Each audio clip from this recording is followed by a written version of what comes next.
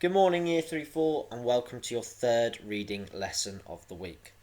Today we're going to finish off chapter 5, but I'd also like you to write down any words we come to that you don't understand. So we're going to read the rest of the chapter very slowly, and I want you just to write any words you don't understand, and I'll tell you why we're going to write them down at the end. Stacy went closer and prodded the weed piles with his toe.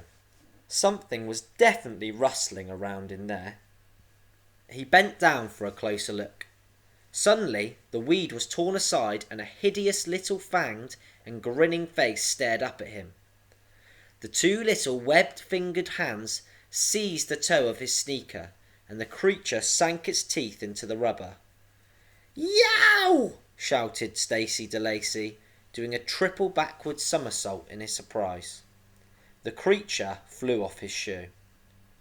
By the time he had clambered up the dust, so for example, this could be our first word we write down. If you already know this word, it doesn't matter, but I know that some people might not know it at home, and that word is clambered. So I'd write the word clambered down at home. By the time he had clambered up and dusted the sand out of his eyes, it was crouching on a nearby rock, watching him. It looked like an ugly little monkey, with webbed hands and feet and greasy green fur. "Get lost!" he yelled angrily. The sea monkey cowered. Again, we could write down coward, that's another word that we might really struggle with. And crept away over the top of the rock out of sight. Stacy was impressed. He wasn't used to people doing what he told them. "Come back!" he shouted. The monkey reappeared. "My name is Stacy DeLacy," he said, and watched the monkey suspiciously. It didn't laugh. It didn't even giggle. "Stacy is not a girl's name," he said. Still nothing. Feeling encouraged, he told it, "You're mine. You'll do everything I say." The monkey drew itself to attention and saluted. If Stacy DeLacy had been a different sort of boy, he might have thought, "I found a friend." But Stacy had never really wanted friends. He thought, "I've found a servant." He looked around. All about him the beach was littered with whips of the strange weed, each with its sea green bulb. Was there a monkey in every one? There must be loads of them, hundreds. He picked up a strand and squeezed the bulb till it popped like a spot. Out tumbled another monkey. Excitedly he popped another, and then another. "Help me!" he ordered the chittering, jittering monkeys, and they ran with him. Who knows what jittering means? That could be another word we write down. Along the tide line, squeezing and popping, and popping, until a whole army of sea monkeys was scuttling behind him.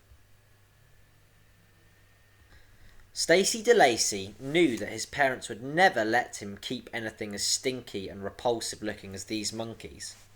Luckily, there was a particularly large and slimy rock pool that he knew of, around the curve of the cliffs, where nobody but he ever went.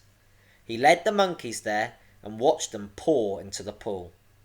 They were as unhappy under water as above it. They crouched in the shadows of the pool and looked up at Stacy with wicked, wary eyes. "I am your master," he said proudly. After that, Stacy DeLacy turned his thoughts to the sea.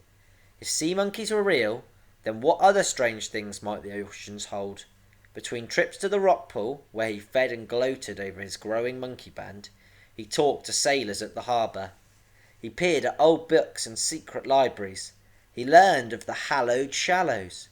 He learned of mermaids and drowned cities. He learned of the rambling isles and of the gatherings that they held on the night of the Seawigs. "Monkeys are all very well," said Stacy DeLacy to himself, "but if I had my own rambling isle, think how powerful I'd be then." He liked the idea of roving the world on his own, but being mean and to people.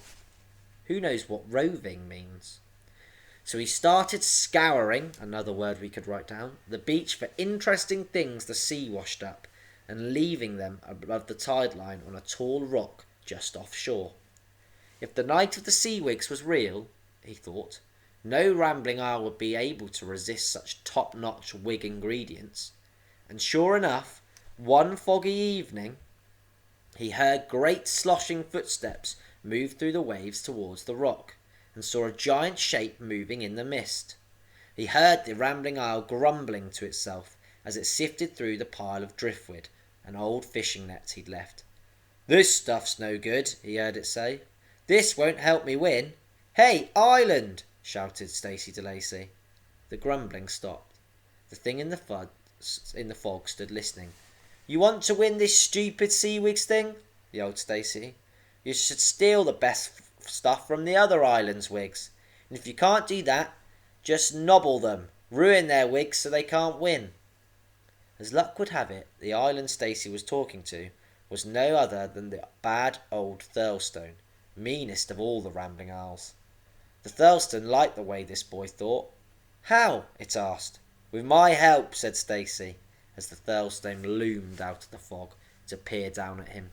He spread his arms out proudly to show its gibbering, jabbering swarm of monkeys crowded on the shingle behind him. "I have an army of monkeys," he said. That's what the green tide was, pouring out of the mouths and eyes of the Thirlstone's old stone heads and rushing across the sea.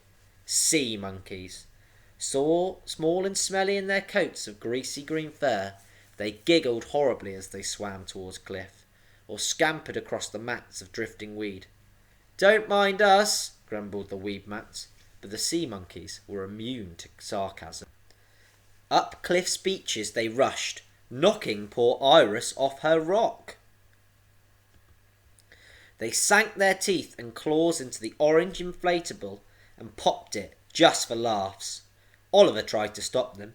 He picked up monkeys and hurled them back at the sea, but more were landing all the time, and they were scary and dangerous looking. They bared their dirty yellow fangs and screeched at him. The monkey tide sloshed up onto Cliff's bouldery summit and lapped around the water mole. The sea monkeys were so small that Oliver did not think they could shift the submarine, but there were so many of them that they did. The water mole lifted from its perch, afloat again on a sea of snot-green fur. Oliver and Iris had to jump out of the way as the chattering monkeys rushed back with it into the sea. The Thirlstone dipped down till only Stacey's balcony and the old stones and the trees around the temple showed, and the monkey swam and swirled and struggled and shoved the water mole onto its head. "So long, losers," called Stacey de Lacy, waving. "We'll see you at the hallowed shallows if you think it's worth turning up." Of course. The Thirlstone turned and moved off. The glass orbs, maybe orbs is a word we don't know what that one means, which were Oliver's parents' prisons bobbed on either side of it, towed on their tethers of rope, with Mr. and Mrs. Crisp waving sad goodbyes inside them. Sea monkeys went scurrying back to their nests in the old stone heads.